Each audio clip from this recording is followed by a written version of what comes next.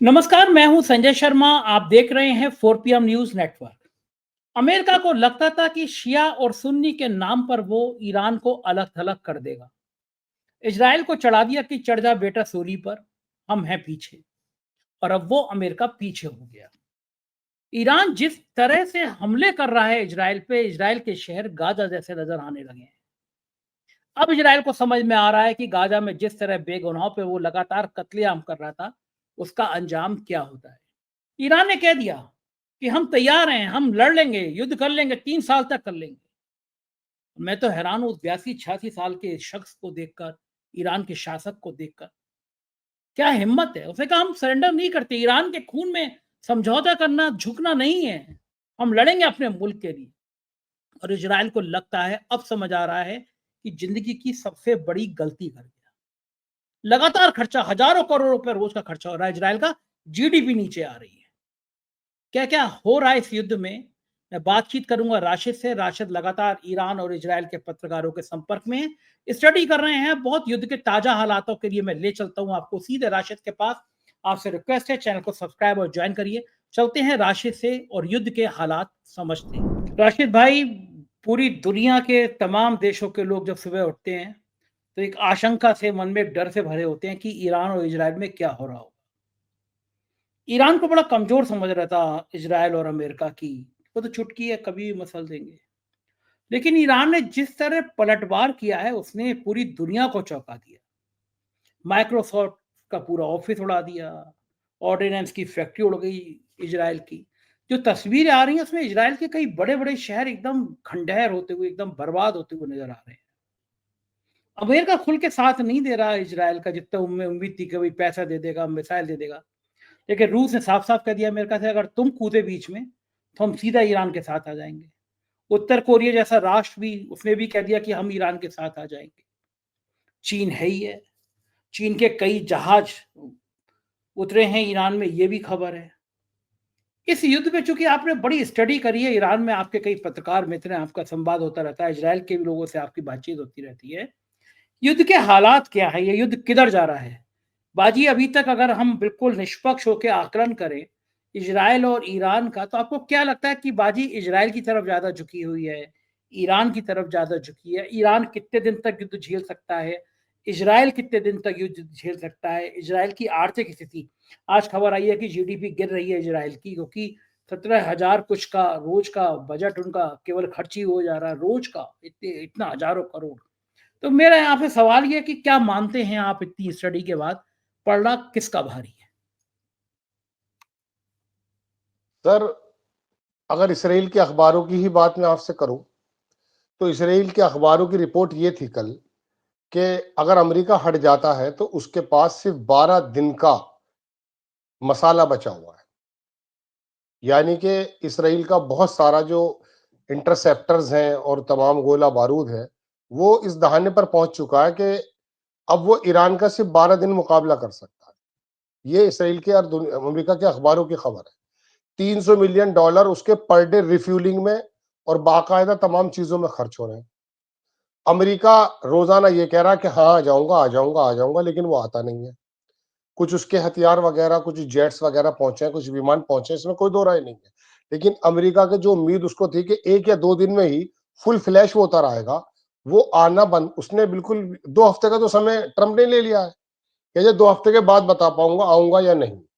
तो मैं आपको बताऊं कि हमले की अगर मैं बात करूं आपसे थोड़ी देर के लिए, तो हमले की बात तो ये कि इसराइल पर हमले ईरान के अभी तक 1 मिनट के लिए नहीं रुके।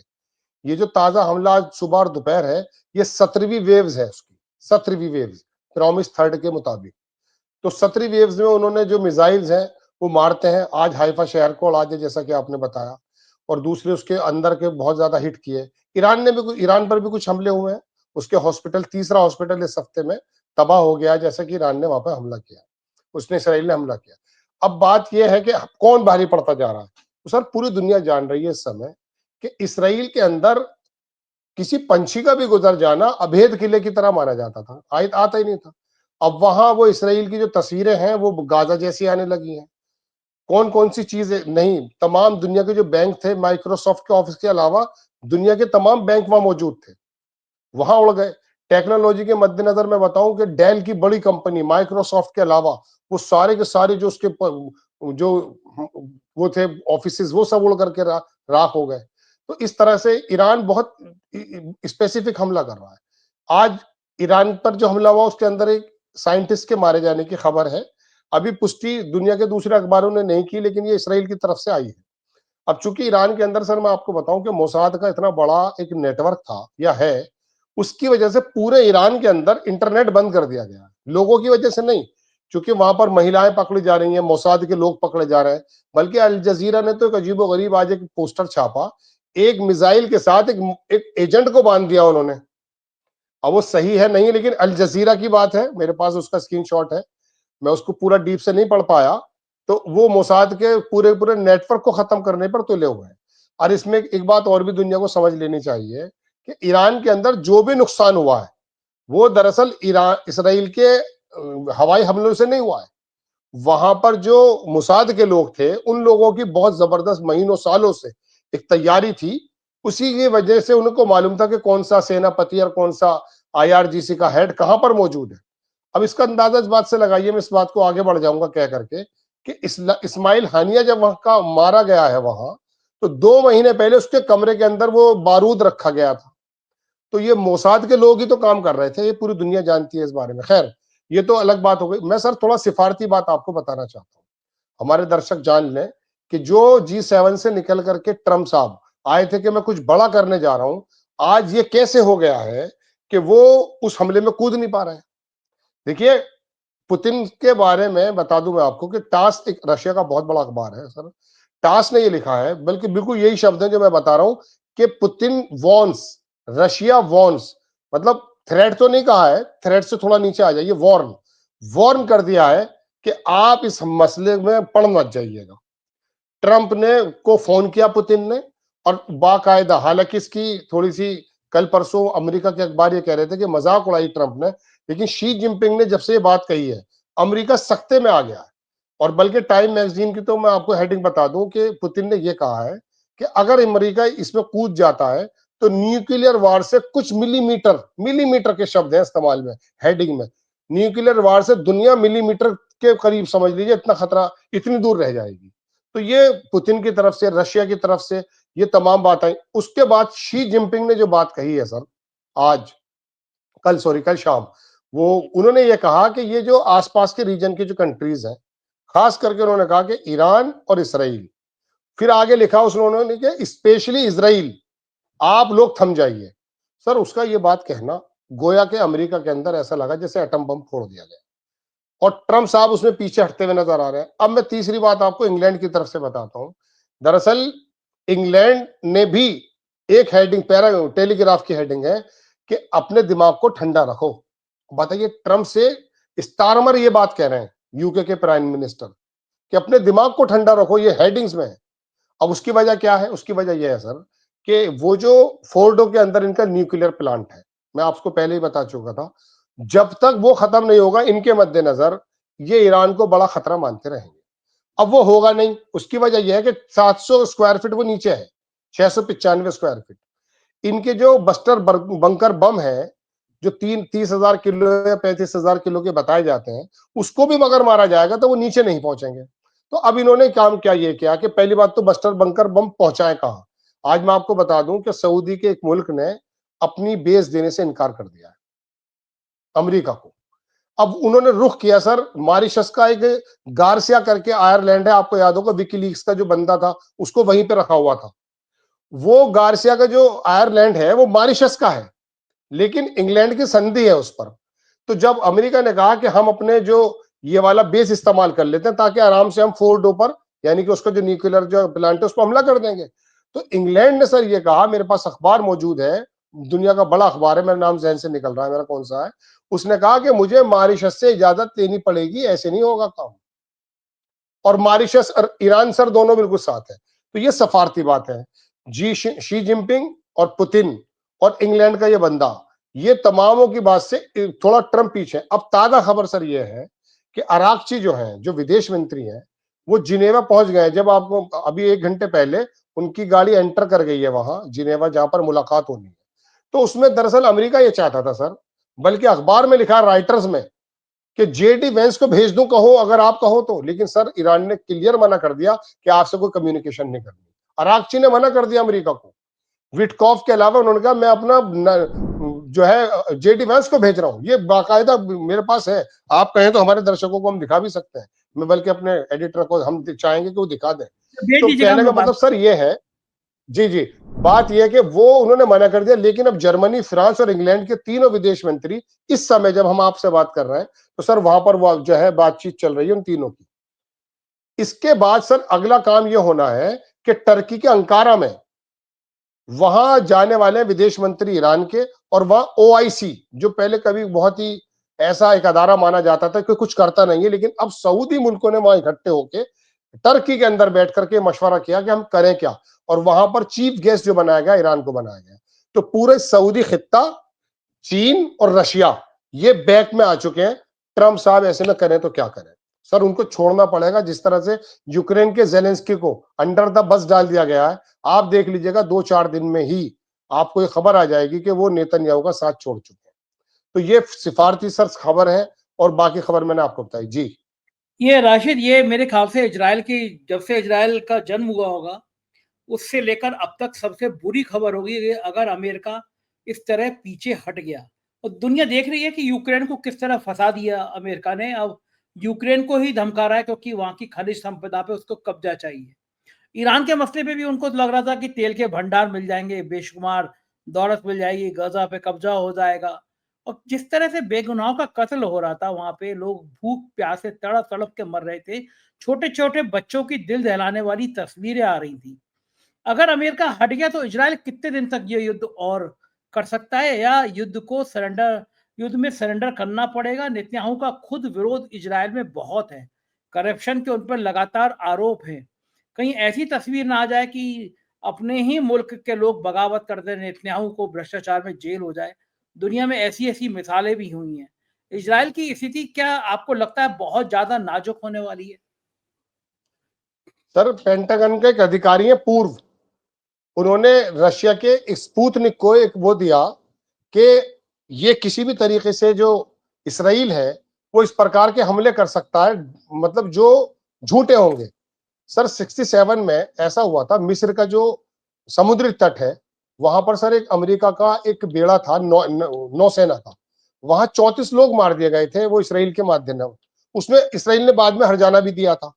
वो उसने प्लान किया था कि वो किसी प्रकार से अमेरिका के लोगों को ये बता दे कि इन लोगों ने हमला किया है। तो उस पूर्व सैनिक का कहना यह है कि किसी भी सूरत में अमेरिका अगर हट जाता है तो इसराइल फौरन खत्म हो जाएगा। सारे सऊदी मुल्क ही उस पर इकट्ठा होकर हमला कर देंगे। ये अमेरिका जिस पल ये कहेगा कि मैं हट जा रहा हूं, जिस पल ये कहेगा नहीं अमेरिका, क्योंकि उनको मालूम है जूश लाबी को जवाब देना है। लेकिन अमेरिका अगर ये ऐलान कर देता है तो सर ये समझ लीजिए इसराइल अकेला खड़ा हो जाएगा। अब रही बात ताकत की, तो सर टर्की कोई बड़ी कम ताकत नहीं है, ईरान कोई कम ताकत नहीं है। ये दोनों ही लोग इसके लिए काफी हैं। वो तो वजह यह है कि अमेरिका के जो बेड़े हैं, जब इसको बाकायदा सराउंडिंग में इसको किसी तरह से हिफाजत देते हैं, उस सूरत में इसराइल ज्यादा कारगर होता है। अब चाहे ये बेसिस 40 बेसिस है अमेरिका की जो पूरे मिडिल ईस्ट के अंदर फैली हुई है, और 40,000 ट्रूप्स हैं वहां मौजूद, बेड़े मौजूद हैं। और अब ऊपर से भी वहां पर बहुत ज्यादा 30 विमान तो आज ही भेजे गए अमेरिका की तरफ से। ये तमाम ताकतें जो हैं जो इसराइल को ताकतवर बनाती हैं। अदरवाइज अमेरिका का अगर साथ छूट गया, जैसा सर आपने पूछा, तो इसराइल तो लड़ने की हिम्मत भी नहीं करेगा, क्योंकि ईरान की और टर्की की और बाकी कई मुल्कों की इतनी ताकत है कि वो इससे भले जीते ना जीते लेकिन इसको तबाह जरूर कर देंगे। क्योंकि 22,000 मुरम्बा, मतलब आप ही समझ लीजिए वर्ग मीटर इतना, या किलोमीटर कुछ इस तरह का मैं देख रहा था, इतना छोटा सा है। और वो 20-25 लाख किलोमीटर के अंदर फैला हुआ, या वर्ग मुरब्बा मील में फैला हुआ ईरान। तो ये दोनों अलग अलग ताकत है। इसकी ताकत तो इसलिए बनती है क्योंकि अमेरिका इसके साथ है। लेकिन जिस दिन, मगर अब ये ट्रम्प साहब भी समझ गए। अब ट्रम्प, जैसा आप कह रहे हैं ना कि इसका यहाँ पर मुखालफत है, उन्होंने यही लिखा, स्पुतनिक के जो पेंटागन के जो पूर्व अधिकारी हैं, कि उन्होंने कहा कि ये अपने सर्वाइवल करने के लिए लड़ाई लड़ रहा है। सर ऐसे ही मुखालफत दरअसल ट्रम्प साहब की अब अमेरिका में हो गई है। 52% जो अमेरिका के लोग ट्रम्प साहब को पसंद करते थे, कल की मैं आपको बात बताऊं, 38% उनकी लोकप्रियता रह गई है। वहां के लोग 60% अमेरिका के लोग ये नहीं चाहते कि किसी सूरत में भी इस लड़ाई के अंदर अमेरिका कूदे, क्योंकि अमेरिका का कूदना और अमेरिका का पतन शुरू हो जाना है। तो इस बात को ट्रंप भी जानते हैं, इस बात को ट्रंप भी जानते हैं। लेकिन बात यह है सर कि ज्यूश लॉबी है, उन लोगों का पूरा डीप स्टेट है, तमाम चीजें मौजूद है। वो किसी जमाने में बात करेंगे डीप स्टेट क्या है। तो सर बात यह कि ये लोग इसको पालते हैं। और फिर एक बात और भी है सर, ये बात मैंने पहले भी कही थी, ये लड़ाई ना हो करके, मादनियात यानी कि मिनरल्स की लड़ाई ना हो करके, इसराइल के मद्देनजर सर ये लड़ाई धार्मिक ज्यादा है। और वो जूश लाबी जो अमेरिका को चलाती है सर, वो धर्म के मुताबिक का काम करती है। आज एक बात देखिए, मैं अब थोड़ी देर पहले वीडियो देख रहा था कि ये जो खामने साहब है, ये ईरान के अंदर एक परिवार में गए सर, वो परिवार पर हमले में लोग मारे गए थे सर, वो क्रिश्चियन परिवार था। अब ये क्या मैसेज दे रहे हैं खामने साहब, पूरी के पूरी क्रिश्चियन जगत को ये बताना चाहते हैं कि देखिए इसराइल जो जुल्म कर रहा है वो इसराइलियों को भी, ईसाइयों को भी नहीं छोड़ रहा है। तो ये लड़ाई के अंदर धार्मिक पुट भी है। लेकिन फिर भी अमेरिका अगर पीछे हट रहा है, जैसे 2 हफ्ते का समय लिया है सर, ये 2 हफ्ते ईरान के लिए बहुत है, ये बहुत है 2 हफ्ते, मना भी नहीं किया है, पीछे भी हट गया है। तो अगर ऐसे हमले बराबर होते रहे तो इसराइल का जितना नुकसान है सर, दुनिया और भी ज्यादा नुकसान देखेगी। इसराइल तो सर मैं अब आपको बताऊं कि वो खबरस यानी कि साइप्रस भाग चुके हैं प्राइवेट वो लेकर के। आज भी 120 लोगों को पकड़ा गया है जो वहां से निकलना चाहते थे। जी, कहाँ से साइप्रस कौन भाग गया है? और ये इसराइली साइप्रस जा रहे हैं, वहां से प्राइवेट जो याच कहते हैं, मतलब छोटी छोटी कश्तियों को अपना किराए पे लेकर के वो साइप्रस जा रहे हैं, क्योंकि उनको यकीन ही हो गया कि हमें बचा नहीं पाएगा। बंकर के अंदर भी सर कई ऐसे बम लगे हैं जो बंकर के अंदर भी लोग जख्मी हुए हैं। तो ये उनका विश्वास खो चुका, ये विश्वास तो पहले भी खो चुका था दरअसल। लेकिन ये था कि लोग सड़कों पर आते थे, मानता नहीं था, डिक्टेटर की तरह ये अपना व्यवहार रखता है। तो इसके बारे में तो पूरी दुनिया का कहना यह कि अपना पॉलिटिकल सर्वाइव, मगर इसको मालूम नहीं था कि ईरान की तैयारियां क्या है। ईरान तो सर वाकई बहुत जबरदस्त तैयारी कर रहा था, उसके साइंटिस्टों को मारने का इसका मकसद ही है। और सर एक खबर मैं आपको और बता दूं, ये सऊदिया के जो जरीदे हैं, जरीदे कहते हैं संस्थान को, उनके मुताबिक सर उसका कहना यह है कि ईरान ने दरअसल न्यूक्लियर पावर में जो कहते हैं 67 या 73 करके हमने बड़े हुए हैं, उसने 87% इनरिचमेंट कर रखा है। ये जो सऊदी के लोग हैं उनका कहना है सर, ये दुनिया के बड़े अखबारों का कहना नहीं है, हम तो सिर्फ उनकी बात बता सकते हैं। अब ऐसे में सर अगर वो इतना करीब है, कोई कहता है उसने लैब परीक्षण कर लिया, अगर वो परीक्षण कर बैठा फिर क्या होगा? फिर कुछ नहीं होगा सर। फिर ये समझ लीजिए कि आप ये समझिए कि अगर इसराइल का वजूद है तो इसी वजह से है कि अमेरिका साथ में है। जिस दिन अमेरिका हट जाएगा सर, इसका वजूद खत्म हो जाएगा। जी, देखो, ठीक बात है। अमेरिका की रणनीति है कि दुनिया में मुसलमानों के भी दो हिस्से करके रखो, शिया बनाम सुन्नी। और यही कारण है कि ईरान शियाओं का सबसे बड़ा देश है। और पूरी दुनिया भर में जो शिया लोग हैं वो दुखी हैं इन सब घटनाक्रम से। ईरान के भारत से भी बड़े अच्छे रिश्ते रहे हैं। अब क्या लगता है आपको, जो सुन्नी समुदाय वाले देश हैं वो अभी तक ईरान का खुलकर साथ नहीं दे रहे हैं? लेकिन जिस तरह से माहौल बन रहा है, माहौल चेंज हो रहा है, क्या लगता है आपको कि ये सुन्नी बहुल देश जो हैं जितने, वो सब अब अपने मतभेद भूल के ईरान के साथ आ सकते हैं? 21 देशों की सूची आई थी जो ईरान के साथ हैं, क्या बाकी मुस्लिम देश भी आ सकते हैं? उस 21 में सर सीरिया ने तो सिग्नेचर किए नहीं थे, ये भी एक खबर दे दूं पहले मैं आपको। लेकिन अब मैं सुन्नी और शिया की बात बता देता हूं, चूंकि ये बात ट्रम्प साहब ने भी कही जो आप पूछ रहे हैं, और मैं इसका बहुत मजबूत आपको वो दूंगा लिंक। हुआ ये है सर, ईरान के अंदर लोग ये सोचते हैं कि वहां शिया ज्यादा है, सर वहां सुन्नी ज्यादा है। ईरान इराक में? में शिया ज्यादा, ईरान में, और इराक में शिया ज्यादा है सर। और अब आप सुनिए, ये जो हमास के लोग हैं ये सारे के सारे सुन्नी हैं। इनको जितना भी गोला बारूद है कासिम सुलेमानी के जरिए जो पहुंचा ईरान के जरिए, वो शियाओं से पहुंचा है। यानी कि हमास के लोग सुन्नी हैं, जान देने वाले सबसे आगे सुन्नी है, उनकी मदद करने वाले शिया हैं। अब आ जाइए हिजबुल्ला, वो लोग वहां पर शिया हैं। हूती जो है वो शियाओं का छठा एक वो गया था, मतलब इनका इमाम कहे जाते हैं, छठे इमाम से वो डिफरेंट एक पंथ निकल गया था। बदरुद्दीन हूती हुआ करते थे उस जमाने में, हूतीज वो लोग, ये लोग सब शिया है। यहां सर पूरी दुनिया में ट्रम्प साहब के दिमाग में है या बाकी लोगों के दिमाग में, शिया सुन्नी का कोई मसला खत्म हो चुका है इस लड़ाई की वजह से। वो पीछे जा चुकी है लड़ाई। जब से हमास के ऊपर या के गाजा के ऊपर हमले हो रहे थे सर, तब से शिया सुन्नी का कंफ्यूजन वही खत्म हो चुका पूरी दुनिया से। अब शिया सुन्नी सब एक साथ हो गए।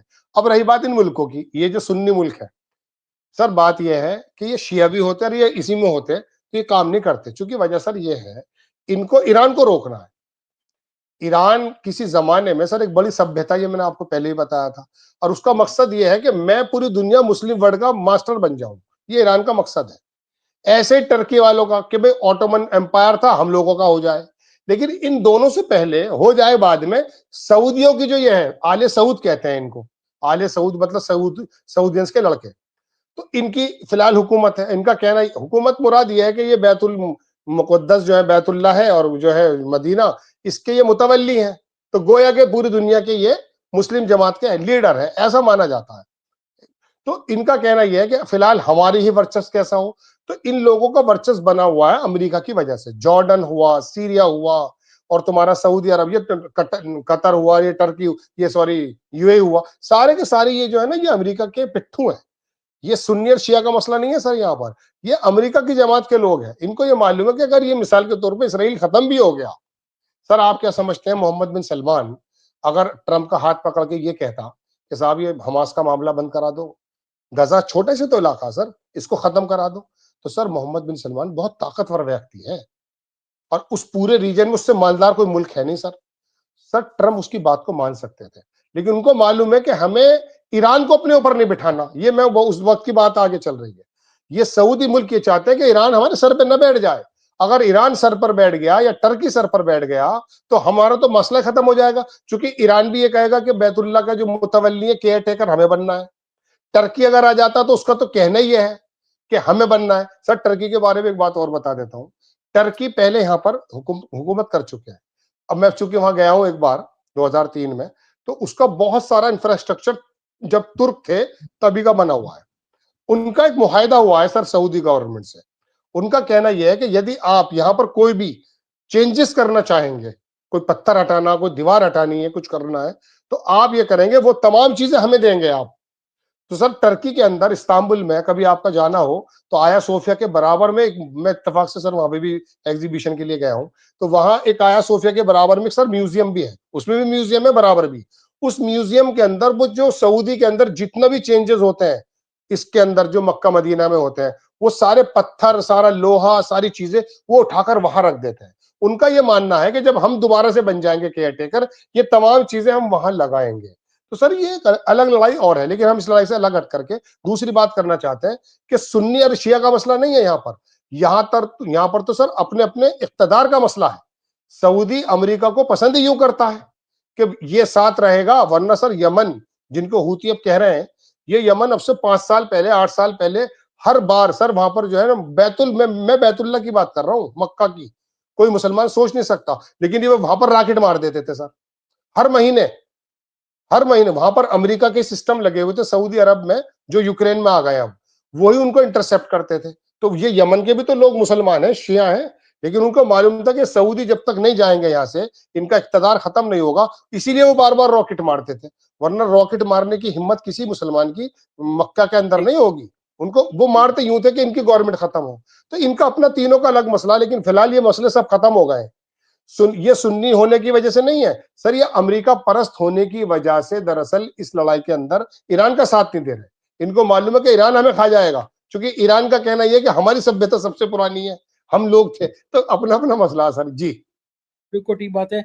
उधर एक नई तस्वीर है कि जो नोएडा चैनल के एंकरनियां हैं, भक्तनियां हैं, वो उनको बड़ा अच्छा लग रहा है, वो इजराइल के पक्ष में गुणगान गाए पड़ी हैं। इजराइल से कई जगह तस्वीर आ रही है जहां भारतीयों के संग बदसलूकी की जा रही है। जो बंकर है उसमें कहा जा रहा है कि भारतीय नहीं जाएंगे, पहले यहाँ के लोग जाएंगे। और समझ में नहीं आता, इजराइल के ऊपर मैंने रिपोर्ट की थी, भारत के नौजवान, उत्तर प्रदेश के नौजवान इजराइल में भेजे जा रहे थे। मतलब वो बड़ी दर्दनाक रिपोर्ट है, मैं 1-2 दिन में दर्शकों को दिखाऊंगा कि यहाँ रोजगार नहीं है तो वहाँ इजराइल भेजे गए। हमारे मुख्यमंत्री ने उत्तर प्रदेश के हाउस में कहा कि इजराइल के जो नौजवान भेजे गए हैं यूपी के, उनको 1-1.5 लाख रुपए सैलरी मिल रही है। आज उन नौजवानों को वापस आने की, स्टूडेंट्स तो वापस आ गए ईरान से, लेकिन इजराइल से वो नौजवान कितने आ गए इसका कोई डाटा सरकार देने को तैयार नहीं है। भारतीयों से बदसलूकी हो रही है, लेकिन नोएडा के एंकरनियां खुश हैं क्योंकि ईरान मुसलमान देश है और इजराइल उससे लड़ रहा है, तो इजराइल के पक्ष में बोलना है। ये जो गोबर भर गया है भक्तों के दिमाग में, क्या राशिद जी कभी निकल पाएगा या नहीं निकल पाएगा? सर उसी वक्त की खबर हमने भी बनाई थी 4 PM पर। हरियाणा के एक लड़के से यूं पूछा गया कि आप किस काम में जा रहे हो, तो उसने कहा मैं राजगिरी के काम में जा रहा हूँ। कह रहे आपने टेस्ट दिया, कह रहे हाँ, उन्होंने कहा दीवार पे मारकर दिखाओ कि मैंने दीवार पे मसाला मारा, मैंने प्लेन कर दिया। वो जानता था काम। उसने कहा आपको मालूम नहीं वहां जंग चल रही है, मर जाओगे।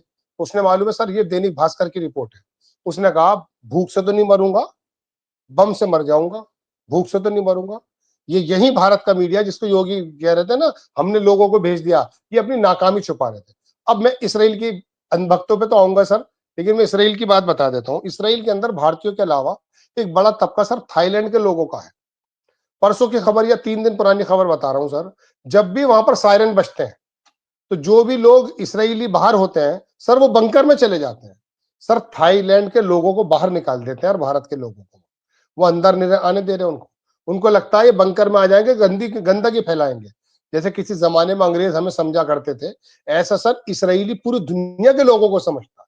बल्कि इनकी किताबों के अंदर यही लिखा है सर, हालांकि वो ओरिजिनल तो किताब इनके पास है नहीं, अब तो सब कुछ बदल चुका है। इनकी किताबों में लिखा हुआ कि दुनिया में अशरा मुबशरा यानी कि सबसे इंपॉर्टेंट यदि कोई है तो हम हैं। जैसे सर आप लोगों ने वर्ण व्यवस्था के माध्यम से बता रखा था कि ब्राह्मण सर का स्थान रखते हैं, क्षत्रिय ये होता है, सारी चीज इस तरह से इन्होंने कहा पूरी दुनिया के जो इंसान है वो हमारी खिदमत के लिए है, हम आए हैं दुनिया में करने। इनका ये किताबों में लिखा हुआ है। तो थाईलैंड के हिंदुस्तान के लोगों को हमारे भाइयों को तो सर वो बाहर निकाल देता है। अब आ जाती है सर बात यहाँ की। तो सर एक बात तो बताइए, वो तो छोड़ दीजिए, यहाँ पर तो सर मैं बहुत लोगों को जानता हूँ जो न्यूज चैनल में काम करते हैं। सर आज ही मैंने एक बंदे को देखा, सर वो ऐसा कर रहा है जैसे नेतन्याहू उसका फूफा हो। इतना खुश हो रहा है वो अस्पताल पे हमला करने पे जो तेहरान में आज हुआ है, उसने डाला है उसकी तस्वीरें। तो बात ये इनकी समझ में, अभी कल की बात मैं बताऊं सर, अंजना ओम कश्यप ऑनलाइन आ गई सर, इत्तेफाक से मैं खबरें तो देखता रहता हूँ, तो उन्होंने मिडिल ईस्ट के बारे में बात करने लगी। तो मैंने उनसे ये लिख दिया, मैं कहा बहन जी आपको मालूम है मिडिल ईस्ट इसका नाम क्यों पड़ा? सर मैं जब इनकी खबरें देख रहा हूँ ना हमारे देश की मीडिया की, उसमें सर हमारे यूट्यूब में के अंदर भी बहुत सारे लोग हैं। आप यकीन मानिए सर मुझे बाज दफा हंसी यूं आ रही है कि ऐसा नहीं कि मैं बहुत जानकार हूं, मैं भी एक तालिबे इल्म हूं सर, पढ़ता रहते हैं, आप लोगों के साथ रहते हैं। सर यकीन मानिए वो बात कर रहे हैं जिनका कुछ सिर और पैर नहीं है, इनको मालूम ही नहीं कि रिपोर्टिंग करनी कैसे है, इनको मालूम ही नहीं इसराइल पर। अब ये अनबख्तों की बात यह है कि सर ये नेतन्याहू के बारे में या इसराइल के बारे में क्या मोदी जी ने भी कोई ऐसी एक बात कही है? दुनिया के सारे मुल्क उसको कंडेम कर रहे हैं, नहीं कर रहे? तो आप देखिए मोदी ये अनभक्तों के जो सबसे बड़े महामहिम है, जब वो उसको नहीं कर रहे। ईरान क्या, ईरान हमारा सर एक बात बताऊं, अभी पाकिस्तान को तो अराकची यहां पर आया बिना बुलाए, वहां पर वो आया बिना बुलाए। सर ईरान हमसे बहुत अच्छे ताल्लुकात है, ईरान के जमाने से रशिया से हमारे बहुत अच्छे ताल्लुकात है। हमें तो कूटनीति के मद्देनजर इन्होंने बहुत साइड में खड़ा कर दिया। इन अनभक्तों ने अभी ट्रंप को जो है बराबर ये कह रहे थे कि जीत जाए। जब से ट्रंप ने आकर के मोदी जी की थोड़ी खिंचाई करनी शुरू की है, तब से ये इनकी समझ में नहीं आ रहा क्या करना है। और नफरतों की तो बात सर ये है, ईमानदारी की सर बात यह है कि कोई जानवर का बच्चा, मैं मोदी जी का वो शब्द नहीं दोहराना चाहता, सच बात तो सर ये है कि हमारी सिस्कारियां निकल जाएंगी। सर छोटा सा भी कोई बच्चा अगर सर मैं अपनी खिड़की में जहां मैं बात कर रहा हूँ, मैंने खिड़की के में मच्छरों की वजह से वो लगा दी थोड़ी, एक बिल्ली आती थी सर, उसको मालूम नहीं था परसों तरसों जब बारिश हो रही थी, अब लाइट जल रही थी सर, उसने बिल्ली ने जो वो सर आई तो वहां पर वो मच्छरों की वो लगी हुई थी सर, वो नीचे गिर गई। मेरी वाइफ और मेरा बेटा सर यकीन मानिए तकलीफ में आ गया कि 3 मंजिल पे हम हैं, हमारा 3rd फ्लोर है सर, वो बिल्ली का क्या होगा। सर रात के समय भी मेरा बेटा उसको देखने गया। तो बात तो यह कि सर इंसानियत तो हर किसी में है। मेरी समझ में नहीं आता गाजा के मुसलमान बच्चे महिलाएं मर रहे हैं और यहाँ पर अनबख्तों की खुशियां हो रही हैं। सर ये इंसान की जगह यकीन मानिए हमें ज़ॉम्बी बना दिया गया, हमें जानवर बना दिया गया, वरना ये नहीं था। हमारा तो रास्ता ही दूसरा था। भारत की कूटनीति हो या भारत की सिद्धांतिक बातें हो, सर हमारा तो रास्ता ही हमारे बड़ों ने, और सर मैं बिल्कुल साफ कह रहा हूं हमारी सरकार के चलाने वालों ने। और सर देखिए प्लीज माइंड मत कीजिएगा, उसके अंदर सर मैं बिल्कुल सच कह रहा हूं, ये अपर क्लास लोग ज्यादा थे। सर ईमानदारी की बात बता रहा हूं सर, इन लोगों के साथ इतना ज्यादा सुकून हुआ करता था कि मैं तो बल्कि ये कहता था कि जब मुगल थे, खानदानी लोग थे तो अच्छा हुकूमत कर रहे थे। सर ये लोग जब हुकूमत कर रहे थे ना, जो अपर क्लास जिनको हम कह रहे हैं, सर इन्होंने तो सारी दुनिया में धर्मशालाएं बनाई हैं, इन्होंने तो अस्पताल बनाए, पियाऊ बनाए, सारी चीजें बनाई हैं। मेरी समझ में नहीं आता सर किसने जहर घोल दिया कि इन लोगों को भी ज़ॉम्बी बना दिया। अब मेरे ग्रुप में डॉक्टर ही बैठे हुए जहर उगल रहे हैं, बताइए क्या कर सकता है। ऐसा बनाकर रख दिया। तो सर ये तो लंबी एक बहस हो जाती, पूरी बात हो पूरी जाती है, पूरी वरना दुनिया रोना एक यही है जी। पूरी दुनिया के नफरत के मुहाने पे ले आई है। बहुत बहुत शुक्रिया राशिद जी, आपने समय दिया, बातचीत की। ये थे राशिद और इन्होंने पूरे बात बताई आपको कि किस तरह पूरी दुनिया अब युद्ध के मुहाने पे आ गई है। आदमी गुस्से में उबल रहा है, शांति खत्म हो गई है। मैं हमेशा कहता हूं दुनिया को युद्ध नहीं बुद्ध चाहिए। काश सबको समझ आए। कैसी लगी बातचीत बताइएगा जरूर। चैनल को फिर रिक्वेस्ट है सब्सक्राइब और ज्वाइन करिएगा। शुक्रिया, थैंक यू।